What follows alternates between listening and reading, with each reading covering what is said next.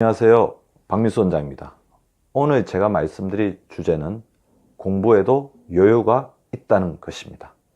얼마 전 공전의 히트를 친 공부에 관련된 드라마가 있죠. 바로 스카이캐슬입니다.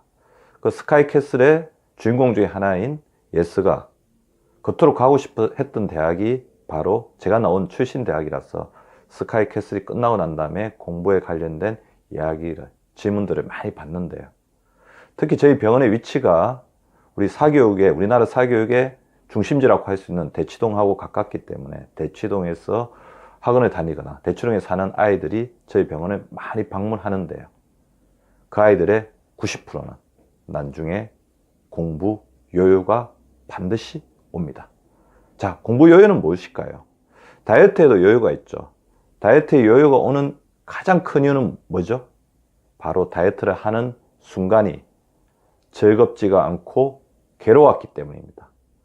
따라서 짧은 기간 동안 다이어트를 할 때는 막 무리를 해서 힘을 내서 할 수 있지만 다이어트가 끝난 순간, 그 다이어트를 하는 순간이 너무 괴롭고 힘들었기 때문에 바로 여유가 오는 거죠. 폭식을 하고 가식을 하고 보상적으로 먹게 되는 것입니다. 공부도 마찬가지입니다. 공부를 하는 동안 굉장히 괴롭게 본인이 즐거워서 하는 공부가 아니라 머릿속에 있는 공부 호르몬이 활성화되면서 세로토닌과 옥시토신과 도파민이 균형을 이루어서 즐겁게 공부를 하면 할수록 더욱더 하고 싶은 그런 순간이 아니라 억지로 자기가 왜 공부를 해야 되는지 모르고 공부를 할 때마다 스트레스 호르몬, 코티졸과 아드레날린이 더 솟구치는 그런 상황이 된다고 한다면 지금 단기간에 공부에 대한 어떤 성과, 성적은 올릴 수 있지 몰라도 나중에 공부 여유는 반드시 옵니다. 공부 여유가 왜 위험한가요? 그것은 바로 평생 학습 시대이기 때문입니다. 지금은 대학교를 들어가기 전까지의 공부가 중요한 것이 아니라 이 시대가 너무 빠르게 변하고 있고 이 시대의 지식들이 어제의 지식이 오늘의 지식이 아닐 수도 있기 때문에 대학을 들어간 후에, 대학을 졸업한 후에 평생 동안 학습할 수 있는 공부에 대한 애호감, 공부에 대한 즐기는 마음을 가지는 것이 굉장히 중요한데요.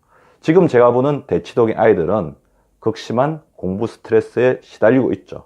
그러다 보니까 번아웃이 됩니다. 번아웃이 되면서 공부는 자꾸 옆에서 하라고 하고 자기도 잘하고 싶은 마음이 있으니까 억지로 하지만 엄마의 기대도 있고 아빠의 바람도 있고 하게 되지만 우리 마음속에는 공부에 대한 좋지 않은 감정, 공부를 봤을 때 굉장히 힘들어하는 감정이 서서히 삭트게 된다는 거죠.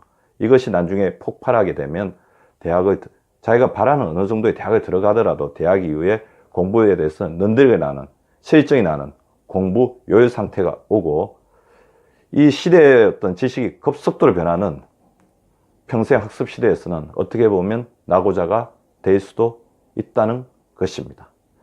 제가 오늘 드리는 말씀은 공부가 지금 나에게 스트레스를 주고 있다면 그것은 반드시 공부 여유를 낳을 것입니다.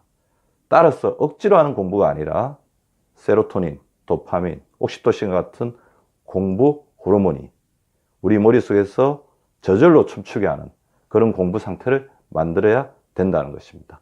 이 동영상을 보는 혹시 학부모님들 계시다면 한 가지만 말씀을 더 드릴게요. 저는 고등학교 다닐 때 어머니가 저한테 가장 많이 하신 말씀이 있으세요. 뭐겠습니까? 공부 좀 더 해? 당연히 아니겠죠. 민수야, 건강을 챙겨야 된다. 잠을 한숨 더 자거라. 어머니가 잠을 한숨 더 자라고 해서 제가 바로 잠을 자거나 공부를 게을리한 것은 절대로 아니겠죠. 오히려 어머니의 그런 말씀을 들을 때는 공부에 대한 어떤 스트레스라든지 공부에 대한 강박관념이 굉장히 누그러지면서 공부 자체는 내가 스스로 해야 되겠다는 생각을 하게 되었던 것입니다.